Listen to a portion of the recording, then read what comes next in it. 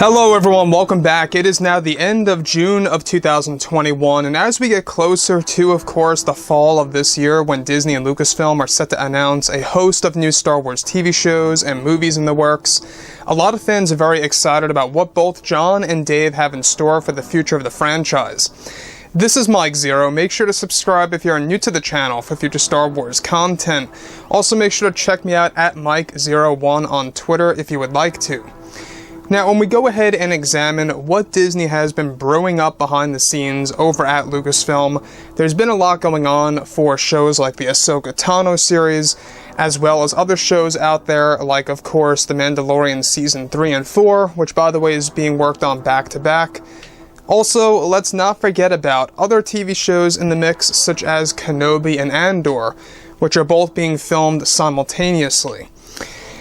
So, jumping to where we are right now, the Book of Boba Fett is pretty much entering into post-production, and the Bad Batch is doing a very good job. In fact, just the last episode, I believe, was one of my favorites in a long time.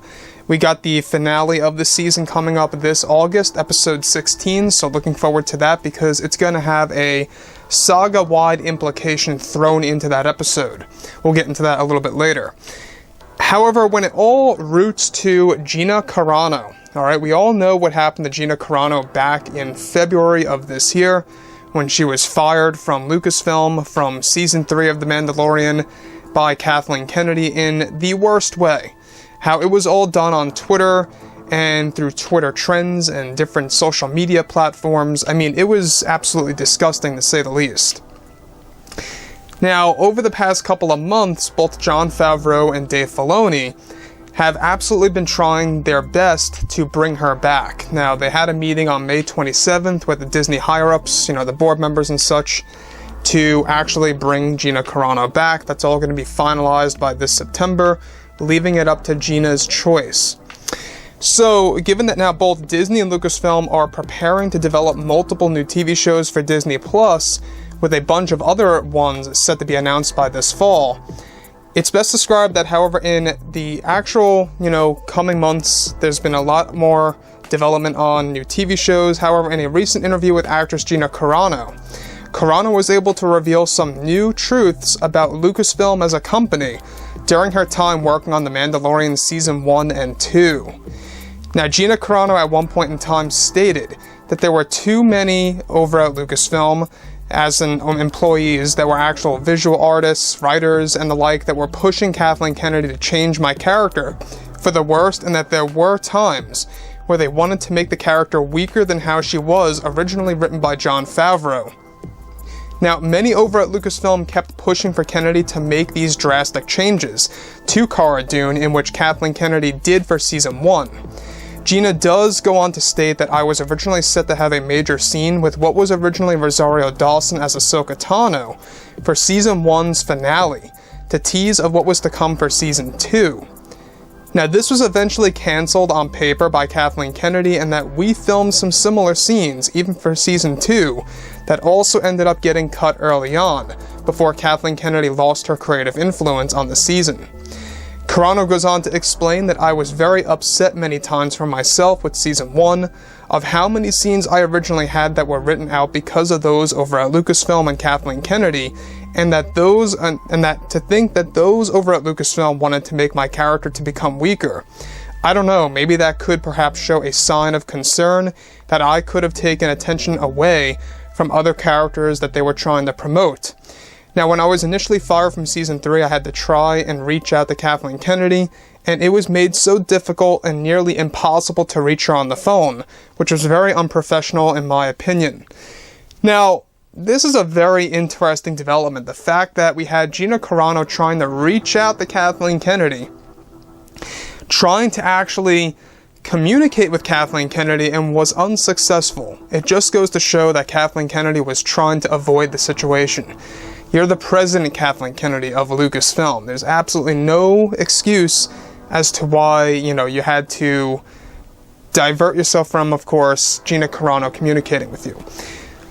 Now, the other thing about this that really does, I think, shock a lot of fans is the fact that they were actually trying to make Cara Dune a weaker character than originally written by Jon Favreau for Season 1.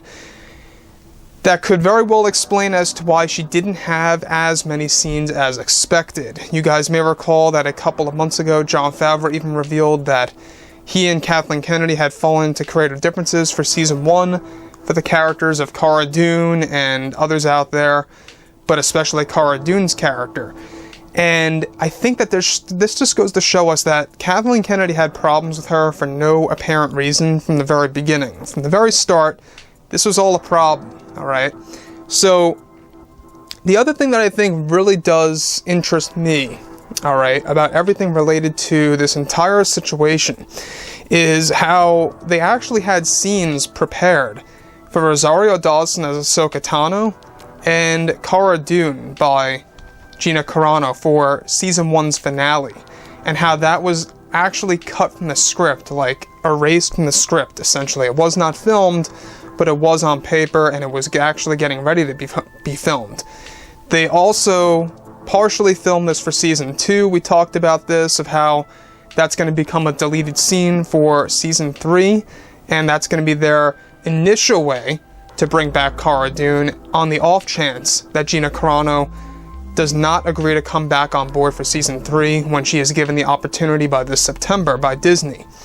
So, apart from the whole entire Gina Carano situation, what's a really interesting development is, if you guys like the Kenobi TV series, alright, there's been a very interesting progression with this new TV show, is that there actually is a lot of work being done on the set to recreate the world of Mustafar.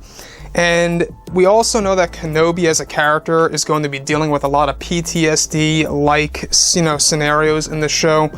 That's going to kind of be like his own enemy, if you will, his own mind. And it's a very interesting angle, and I think it's going to make the character very relatable to some out there that suffer, from PTSD. And I kind of like that angle to Kenobi, of how they're really trying to show the fans that side of the story. So the fact that they're recreating Mustafar, obviously I believe it fits directly in line with the leaks that we talked about 6 months ago, that the Kenobi TV series is going to essentially bring back the concept of Force fights. Now, Force, or Flash fights, as a lot of people like to call them, were initially seen in the Rise of Skywalker between Rey and Kylo Ren. One where we have Rey on the ground and Kylo Ren is up in his ship. I believe it was toward the third act of the movie. That was a flash fight. Basically what they want to do with Kenobi and Darth Vader is, from what it seems, they want to do another flash fight, where Kenobi's on Tatooine, and then Darth Vader is going to be on Mustafar. But that's not the only battle. There's said to be 3 battles between Kenobi and Darth Vader. 3 interactions, if you will, that are going to be quite substantial. So, like I've said, everything related to Gina Carano, let me know what you think about that below in the comments, and if you guys did enjoy the content for today, do make sure to drop a thumbs up on this video to support the channel. I thank you all so very much for the kind support, and I'll catch you guys next time.